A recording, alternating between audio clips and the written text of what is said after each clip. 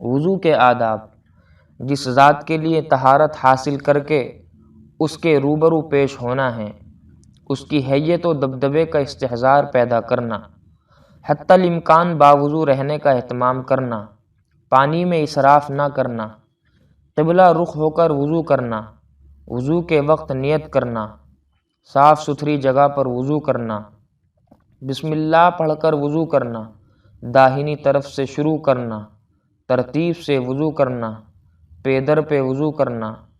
اعضائے وضو کو مل کر دھونا، اچھی طریقے سے وضو کرنا، وضو کرتے وقت دنیاوی باتیں نہ کرنا، وضو سے پہلے 3 مرتبہ ہتھیلیوں کو دھونا، وضو کرتے ہوئے اللہم اغفر لی ذنبی ووسع لی فی داری وبارک لی فی رزقی اور اعضائے وضو کی منقول دعائیں پڑھتے رہنا، مسواک کرنا، 3 بار کلی کرنا، 3 بار ناک میں پانی چڑھانا، منہ اور ناک میں دائیں ہاتھ سے پانی ڈالنا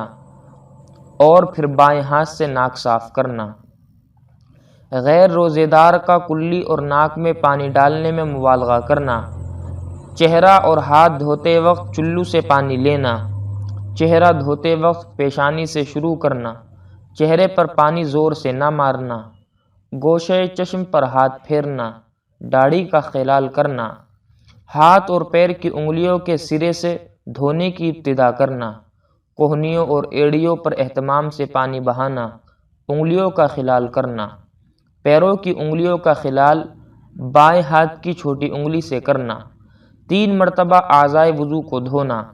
پانی کی کمی وغیرہ اعذار کی وجہ سے 1 یا 2 مرتبہ پر بھی اکتفا کیا جا سکتا ہے۔ اعضائے وضو کو 3 مرتبہ سے زیادہ نہ دھونا۔ پورے سر کا مسح کرنا، مسح کی ابتدا پیشانی سے کرنا اور دونوں ہاتھوں سے مسح کرنا، کانوں کا اندر اور باہر سے مسح کرنا، کان کا مسح کرتے وقت کان کے سوراخ میں چھوٹی انگلی ڈالنا، جائے استنجا کے ساتھ لگے ہوئے کپڑے پر پانی چھڑکنا،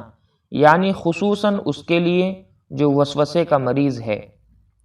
اگر لوٹا یا برتن سے وضو کر رہا ہو تو وضو کا بچا ہوا پانی کھڑے ہو کر پینا۔ وضو کے بعد آسمان کی طرف دیکھتے ہوئے یہ دعا پڑھنا، اشہد ان لا الہ الا اللہ وحدہ لا شریک لہ